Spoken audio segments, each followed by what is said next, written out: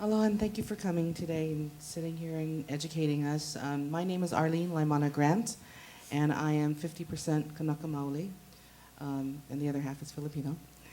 Julian, you got my mind all twisted because you were really like awesome, but I'll have to watch this videotape probably 20 times before I get everything you said. Um, the reason why I wanted to get on this microphone today is to ask you, because we're kind of confused about Oha, Kauinoa, the Akaka Bill. Ho'olaulea is like the biggest thing here in Southern California, and every year it draws about 10,000 plus people. Okay? Oha had a Kauinoa booth set up a few years ago, and they were giving away t-shirts, and we would sign our name, and they would say that this is to say that you are stating that you're a native Hawaiian, Kanaka Maoli, and you will send us a copy of your lineage or your birth certificate stating that your father and mother was Hawaiian. And from that point, you would be included, as a bunch of other Hawaiians would be included, to vote. On what? On what?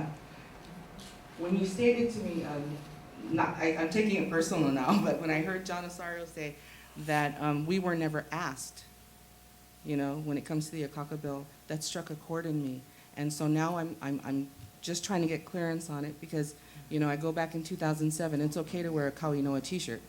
This year I go back, I got issues. So I need somebody to kind of clear that up for me, and probably anybody else in the room who is Kanaka, that we can get better understanding. On that note, there is a website called unkauinoa.com. You can go on and take your name off the list. But is that something that I should consider doing? I mean, I've done we it. don't have you? Yes. Okay. And what are the benefits to that? That's what I should.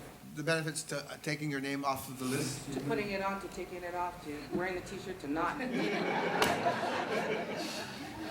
Vote, Vote on what, I honestly don't know if there's a division, if there's any difference of opinion among the people on the panel. And I think probably other people have been better observers of OHA than I have over the last few years. But one of the strongest impressions I have of OHA right now is that it basically doesn't know what it is doing. It did participate in the Kauinoa, and when it was accused essentially of registering, basically conducting a registration to enable or to assist the creation of federal recognition by Hawaiian activists, it denied doing that. And OHA actually publicly supports federal recognition, and the current draft of the Akaka Bill, which is a fairly weak draft that doesn't offer any kind of guarantee of lands or anything. It basically just offers this federal recognition, and OHA has tried to defend this publicly, but they don't do it very effectively, and the reason they don't do it very effectively is because they don't believe in it. I mean, this is what I absolutely believe. They don't believe in it, but they don't have anything else. They don't have anything else to offer. They don't have any other kind of plan. They have been pushing this particular bill now for going on 8 years, despite increasing resistance in the Hawaiian activist community and increasing confusion among Hawaiians. And instead of insisting on more education, here's the thing. What is wrong with slowing all this stuff down? Who gets hurt if we don't do an Akaka Bill this year? Who really stands to lose? These guys have been saying for a long time, it's the cases, it's the court challenges, they're going to take everything away. And,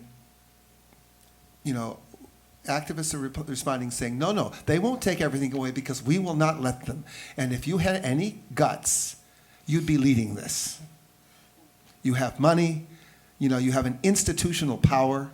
You should be leading the fight against these people. And instead what you want to do is set up some kind of accommodation with the United States that will give us absolutely nothing, but will simply protect your behinds.